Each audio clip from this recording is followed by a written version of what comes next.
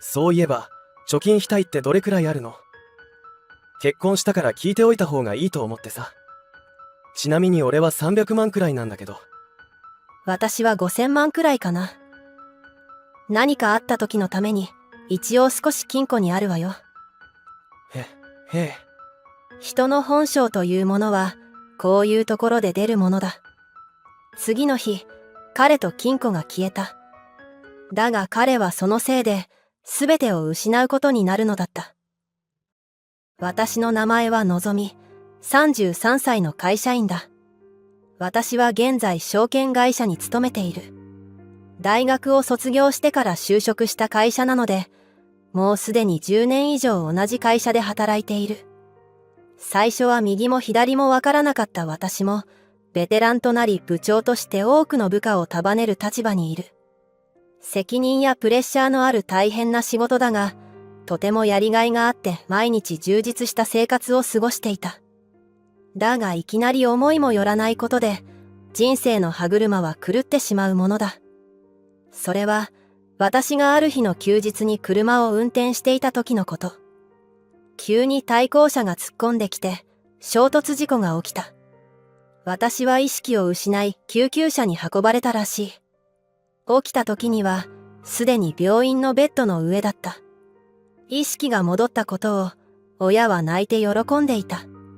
少しずつ事故当時の記憶が蘇っていく。ああ、そうか。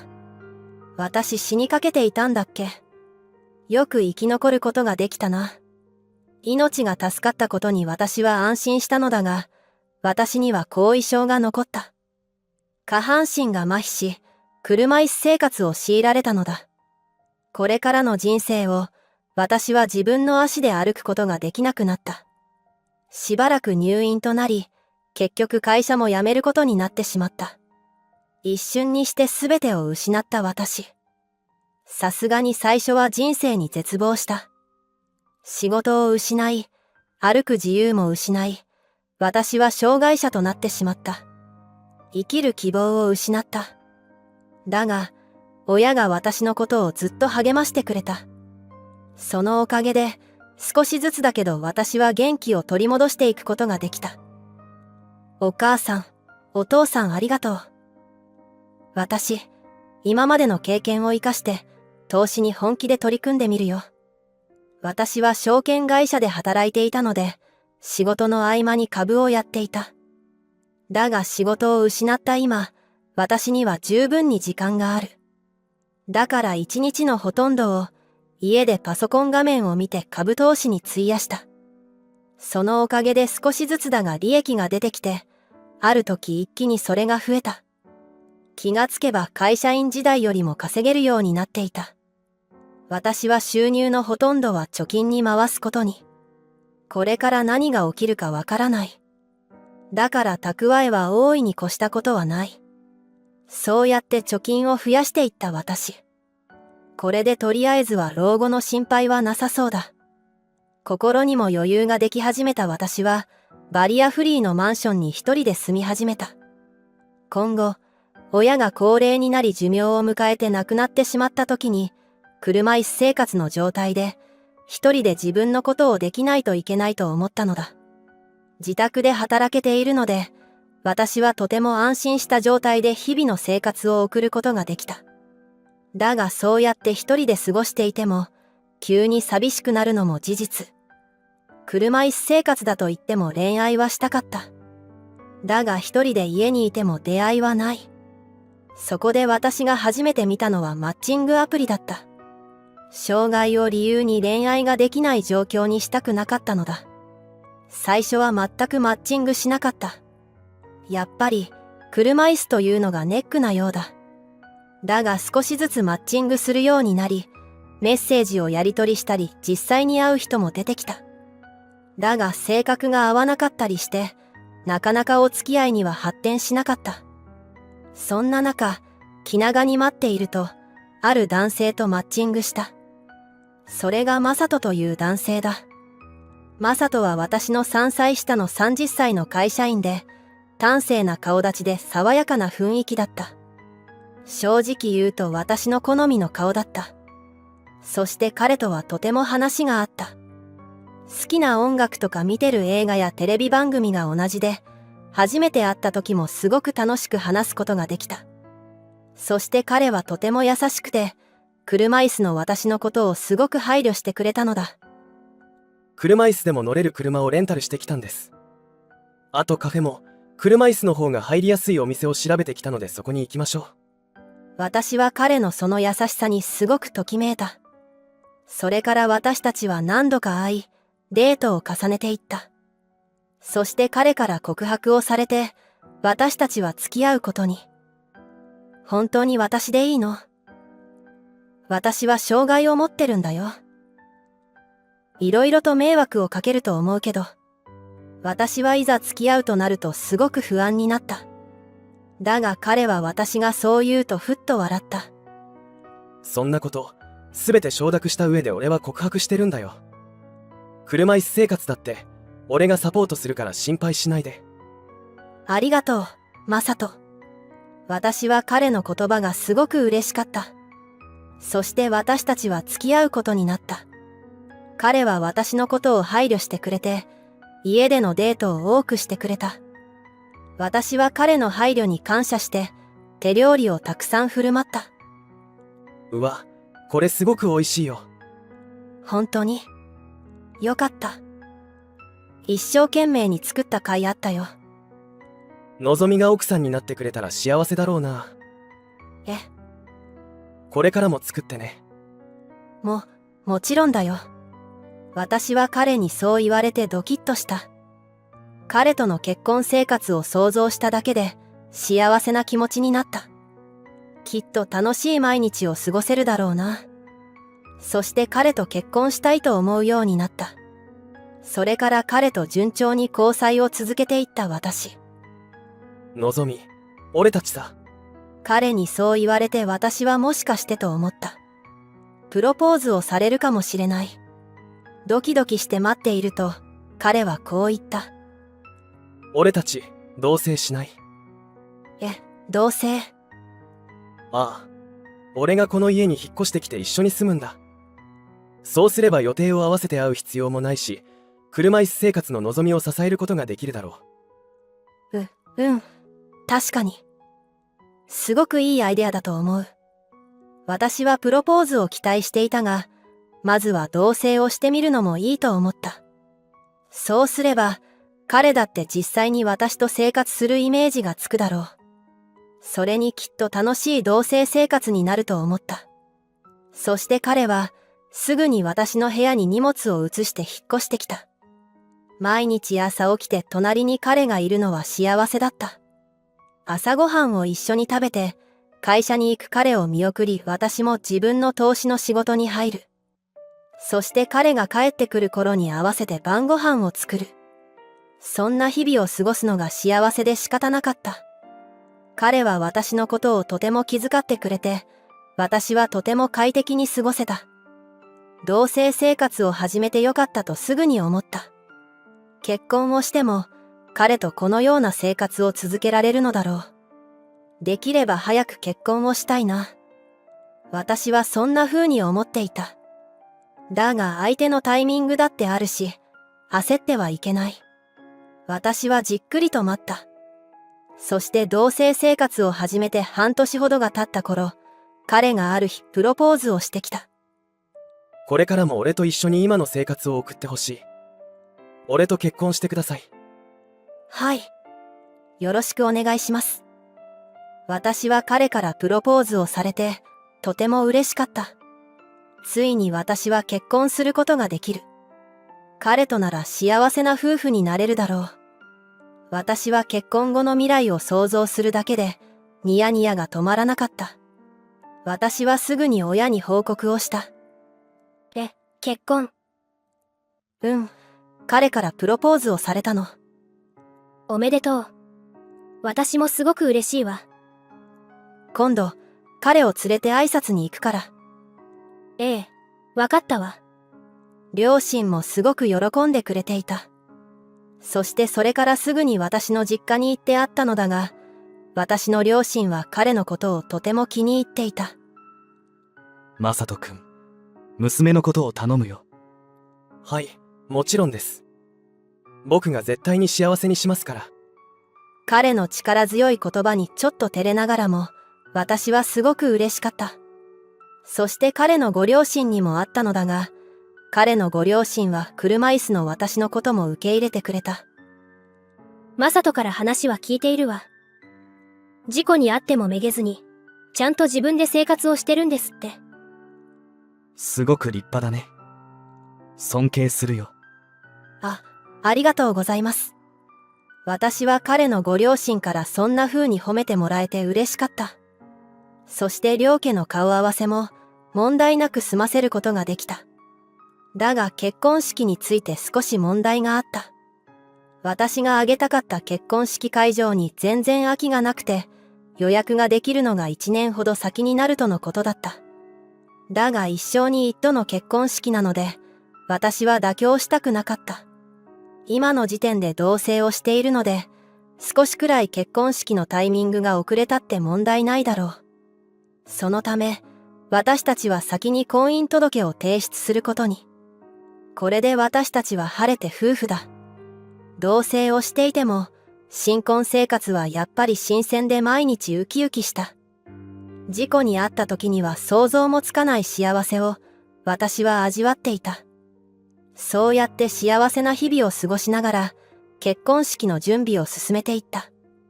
だが結婚生活が進んでいくうちに私は少し気になることが出てきた。それは夫が不倫をしているんじゃないかという疑惑だ。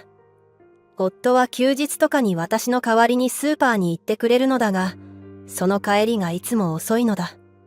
普通だったら30分くらいで済むはずなのに、よく夫は2時間くらいかけて帰ってくる。そしてふわっと石鹸の香りがする。しかも家にあるものとは違う匂いだ。最初はそういうお店にでも行ってるのかなと思った。それも悲しいことなのだが、お店ならまだマシだなと思った。一番最悪なのは不倫をしていることだ。私はすごく不安になった。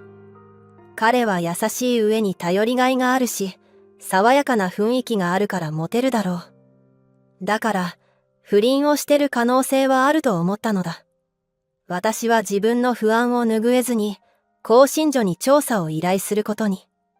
もうすぐ結婚式が近いのに、こんなことをしていいのだろうか。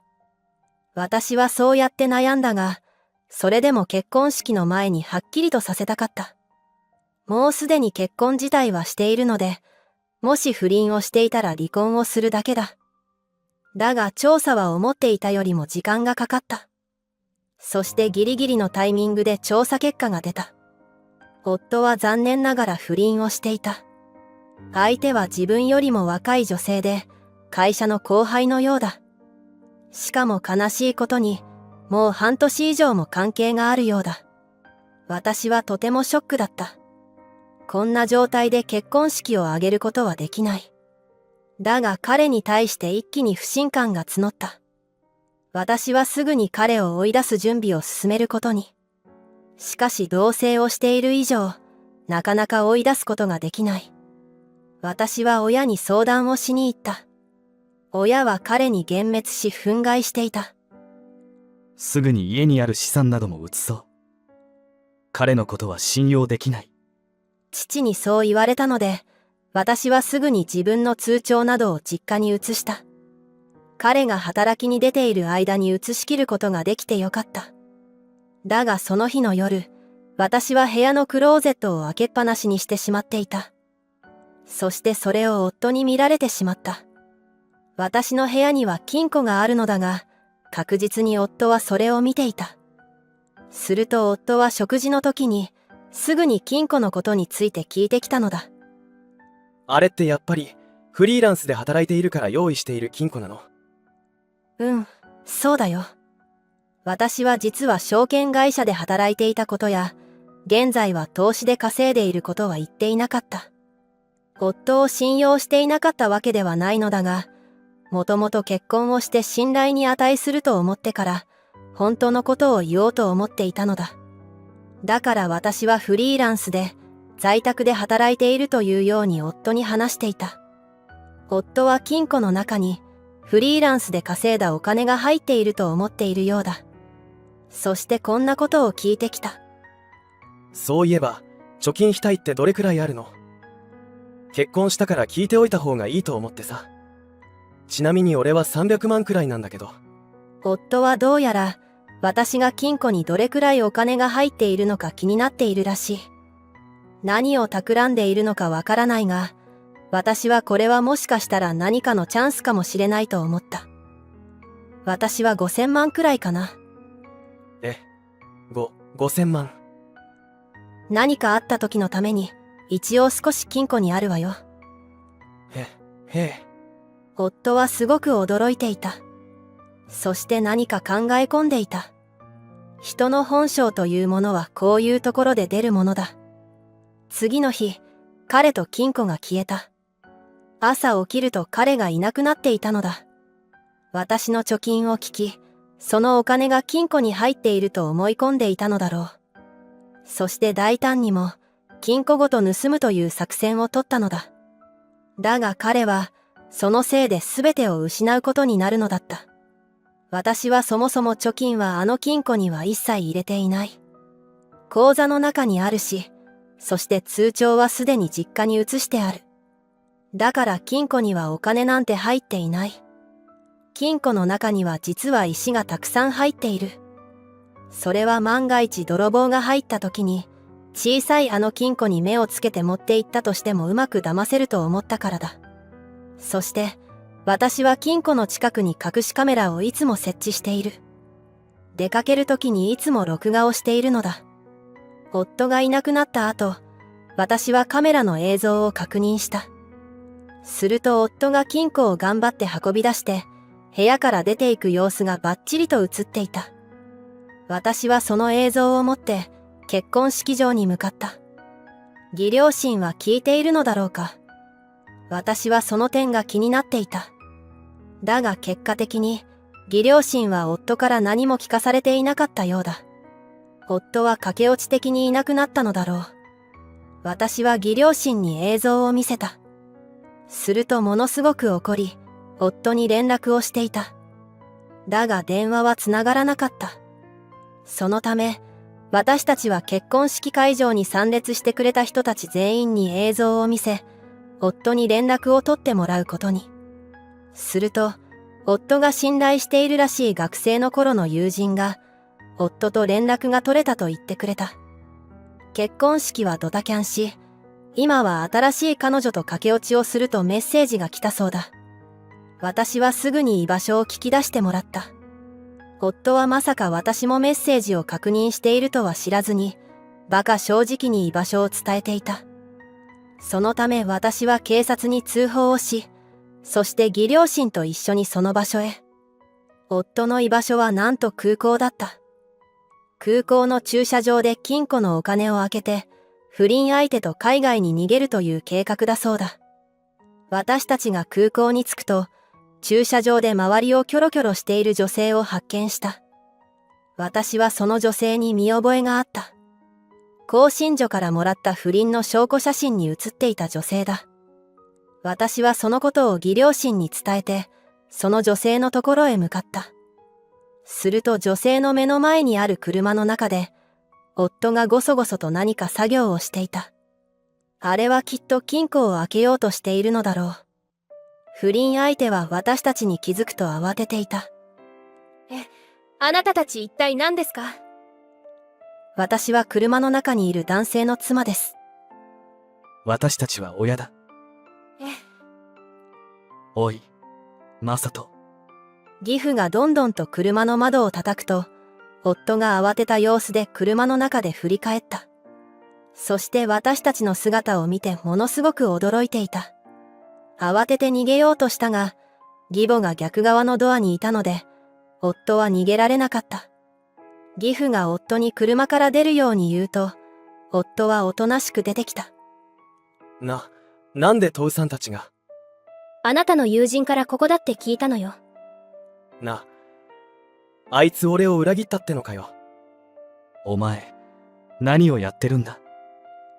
不倫をして金を盗んで結婚式を放り投げて、海外逃亡だなんてありえないぞ。父さんは黙っていてくれよ。この中には数千万が入ってるんだ。俺は力ずくでもこの金を奪って逃げるからな。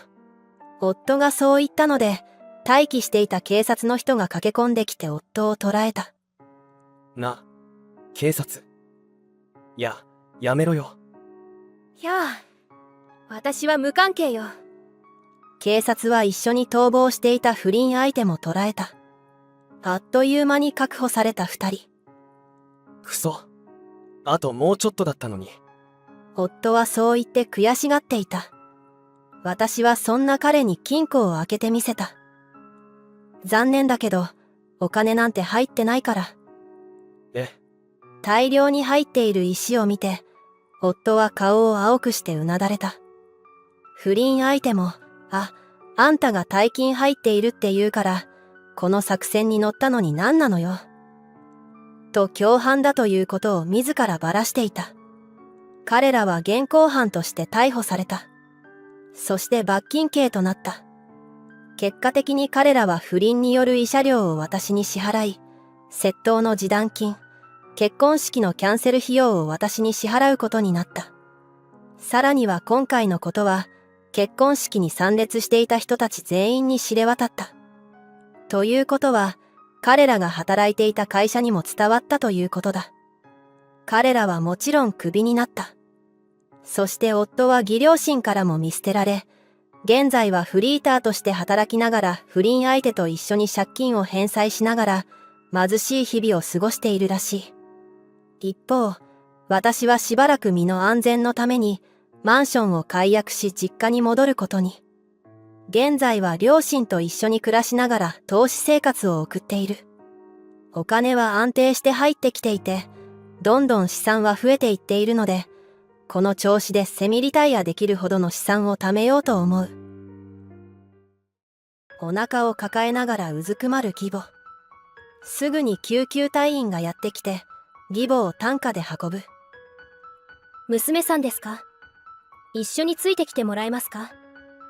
義母はお腹を押さえて苦しそうにしながら私を見る。こいつはただの嫁だよ。娘なんかじゃないよ。辛そうなのにそう言って訂正する義母。失礼しました。ですが身内の方ですよね。一緒に来ていただけますか？救急隊員がそのように聞く。私は義母に冷たい視線を送りながらこう言ってやった。私は付き添いません。私の名前はのぞみ、27歳の専業主婦だ。夫の正人とは結婚して3年になる。私と夫は友人が主催した合コンで出会った。彼はとても明るくて、誰にも分け隔てなく話すタイプで私は優しくていい人だなと思った。私はどちらかというと地味な性格をしていて内気なので、彼のような人には憧れる。きっと相手にはされないだろうなと思っていたのだが、なんと彼は私にもうアプローチしてきたのだ。のぞみさんってキャンプに興味ある？キャンプですか？学生の時に1回くらいしか行ったことないです。そっか、俺キャンプがすごい好きでさ、今度何人かで一緒に行かない？いいですよ。最初は4人くらいでキャンプに行って、それから彼といろいろと話すようになり、距離が縮まっていった。彼は積極的に食事やデートに誘ってくれるようになり、私たちは付き合うことに。そして交際を始めて2年ほど経った頃、彼からプロポーズをされて私は結婚することになったのだ。私はとても嬉しくて幸せの絶頂にいた。その後、結婚の報告をするために彼のご両親に挨拶へ。義両親の印象は私の中では良かった。義父は彼と似て明るくて優しい人だった。義母はどちらかというとおとなしいタイプで、挨拶の時もニコニコしてはいるもののあまり自ら話すことはなかった。だから私と似たようなタイプなのかなと勝手に勘違いして親近感を持っていた。それが勘違いだと気づいたのは親戚の集まりで義実家を訪ねた時のこと。義母は私を見るや否や冷たい目で早く台所に来て手伝ってちょうだいと言ってきた。そして台所に行くと、トロ言わね、さっさと動けないのときつい言葉を言ってくる。最初は忙しいからそういう態度なのかなと思っていた。だが義母は私のことをこき使い、あらゆる場所の掃除をさせてきた。こんなところ、宴会中に見る人なんていないんじゃないかと思う場所も掃除をさせてきた。私は宴会の頃にはヘトヘト状態になっていた。しかし義母はそんな私のことなどお構いなしにあれこれと指示を出してくる。ちょっと、グラスが空いている方がいるわよ。そう言って私に命令をした後、義母は親戚の人たちに私を下げるようなことを言う。本当に気が利かない嫁でごめんなさいね。甘やかされて育ったみたいで、私が一から指導しないといけなくて大変なのよ。そんな風に言って大笑いする義母。私のことだけじゃなく、さりげなく私の親のことも侮辱してきたのにはびっくりした。夫の方をちらっと見ると、お酒をたくさん飲んで気分よく騒いでいる。私のことなど全く気にかけていないといった感じでなんだか寂しくなった。そんな感じで初めての義実家での集まりで、私は義母の本性を垣間見たのだ。全然私と似たタイプではなかった。結婚の挨拶の時のようなおとなしさは全くなかった。もしかしたらあの時は私がどういう女なのかを見定めようとしていたのかもしれない。のぞみさん、苦労をかけてすまないね。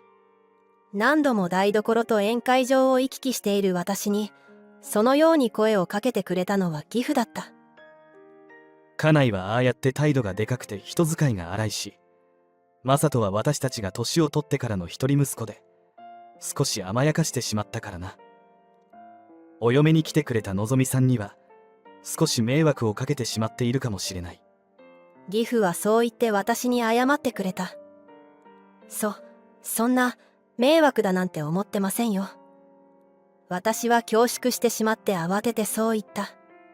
でもこの時は本当に迷惑というほどには感じていなかった。嫁に厳しい姑の話はよく聞くことだし、夫があまり協力的ではないというのも聞く。それに夫は家で二人でいる時は優しいし、家事も分担してくれている。だからそこまで不満はなかったのだ。そう言ってくれてありがとう。これからもよろしくね。こちらこそよろしくお願いします。義父がそのように優しくしてくれたことも大きかった。親戚の集まりでだけ義母は大きい態度を取るのかもしれない。私は今回のことでびっくりはしたが、まだ義母や夫のことをこういう人だと決めつけるのは良くないと思った。その後、普通の生活に戻ったが、夫はいつも通りで、家事も無理のない範囲で手伝ってくれるし、優しくて明るい。夫はそこまで頻繁に義実家に帰るタイプではなく、盆や正月などのタイミングで帰省するという感じだった。だから結婚してからの1年ほどは、私はほとんど義母と関わることはなかった。しかしそんな状況が変わったのは、義父が事故で大怪我をして、介護が必要になってからだった。私たちは義母に同居してほしいと頼まれた。のぞみ、母さんもそう言っているし、父さんのことも心配だから同居を承諾してほしい。夫はそう言って私に頭を下げてきた。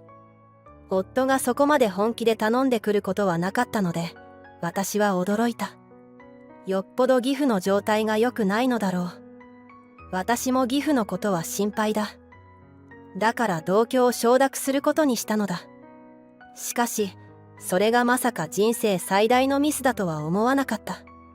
私たちは義実家へと引っ越し、同居生活がスタート。すると義母は私たちに、来てくれてありがとう。これからよろしくね、と優しく言ってきた。よかった。義母の態度は普通だと思っていた矢先。じゃあ早速家事をお願いね、と義母は私に言ってきた。何よ、この家に嫁いできた嫁なんだから、家事をするのは当たり前でしょ。早く掃除機をかけて拭き掃除もしてちょうだい。何してるの？早く動いて。はい。私は同居がスタートした直後に、義母にこのような態度を取られて今後の生活が一気に不安になってしまった。義母は親戚の集まりで忙しかったからああいう態度をとっていたわけではなく、もともとそういう人だったのだ。それからというもの、義母は私に全ての家事を押し付けてきた。私は会社員として働いているので、日中は家事ができない。それなのにぐちぐちと義母は文句を言い、私が仕事から帰ってきてからありえない量の家事を押し付けてくる。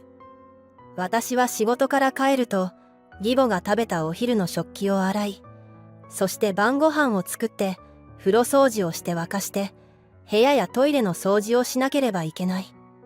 そして朝も朝で朝食を作らなきゃいけないし、さらには夫のお弁当作りまで義母に無理やりやらされる。マサトにコンビニ弁当なんて体に悪いものを食べさせるんじゃないよ。そう言って怒られるので、私は毎日疲れた体に鞭を打って朝早く起きて料理をしなければいけない。そんな生活を続けていると、体に限界が来て家事の質も仕事の質もどんどん落ちていった。とろいわよ。このノロマが本当に役立たずね。義母はそのように私を罵倒してくる。私はどんどん心身ともに疲弊していった。だが私の中で一番悲しかったのは、夫がそんな状況の私を見ても何も声をかけてくれなかったこと。それどころか、同居が始まってからは夫は何も家事をしてくれなくなった。今までみたいに夫も家事を手伝ってくれれば、少しは私の負担が減ったのに。まあ、夫が家事をしようとしたら義母が止めてやらせないかもしれないが、それでも自分がサポートしようという姿勢くらいは見せてほしかった。私は家事と仕事の両立が大変となり、これ以上は自分の体が持たないと思い、やむなく仕事を辞めることに。義母からは前々から女が仕事なんて、とぐちぐち言われていたので、私は辞めることにしたのだ。義母と日中も一緒にいることになるのは嫌だったが、自分の体の負担を考えると仕方なかった。だが私の負担は減ることはなかった。というのも義母は家事に加えて義父の介護まで押し付けてきたのだ。じゃああとはお願いね。そう言い残し、義母は町に出かけて買い物やランチに行ってしまった。義父を一人置いておくわけにもいかず、私は家事をしながら義父の介護を懸命にした。のぞみさん、本当にすまない。あいつがあんなにも非常識でどうしようもないやつだとは思わなかったよ。義父はまさか義母が自分の介護を嫁に押し付けるとは思わなかったようで、かなりショックを受けていた。仮にも恋愛結婚して夫婦になった仲だ。そんな扱いをされたら悲しいのは当然だろう。私はそんな義父がかわいそうだと思い、介護の最中にたくさんお話をするようにした。義父は自身の過去のこと、義母との思い出、夫の子供の頃の話など、いろいろな話を聞かせてくれた。義父との会話はとても楽しくて、家のことで忙しかった私はその時間が一番の癒しだった。それ以外の時間は本当につらかった。義母は相変わらず私のことをいびってくるし、夫は無関心を貫いている。一度義母のことについて夫に相談したことがあったのだが、俺は仕事で疲れてるんだよ、と言われて全く聞く耳を持ってくれなかったのだ。さらにそれからというもの、夫は私に対して優しくしてくれなくなり、義母と同じようにあれこれと家事などについて文句をつけてきたり、命令してきていた。私は離婚も視野に入れていたが、仕事はすでに辞めてしまっていたし、実家も地方の田舎なので簡単に帰省ができない。だから私はなかなか離婚に踏み切ることができなかった。そんな辛い日々を過ごして1年が過ぎた。義父はさらに弱っていき、会話も長く続けてできる体力がなくなっていた。それに反比例するように義母と夫はどんどん厚かましくなり、私へのあたりと要求がきつくなっていく。私はさすがに限界だった。そんな中、ある日、義父が私にこう言った。あなたは十分頑張ったよ。もう自分を解放してあげなさい。それはどういうことですか？マサトと別れてこの家を出なさい。あなたはまだ若い。こんなところで人生を無駄にしてはダメだ。でも、今の私には一人で生きる力が。そのことは私に任せなさい。え、この家の鍵を持って出ていくんだ。これは。私がのぞみさんのためにマンションを購入した。え、今まで私のことを懸命に介護をしてくれてありがとう。そのお礼だよ。そんな、いただけません。だがこのままだと、のぞみさんはもっと辛い思いをすることになる。ちゃんとお礼をした状態で、悔いができるだけ残らないようにしたいんだ。私は義父の感謝の印を受け取ることにした。そして私は引っ越しの準備を慎重に進めていった。義母や夫になるべく悟られないように少しずつ荷物を送った。なかなか時間がかかったが、もう少しで完全に引っ越しが完了できそうだ。そんな時だった。土曜の午前中に義母が急にお腹がとても痛いと言い出したのだ。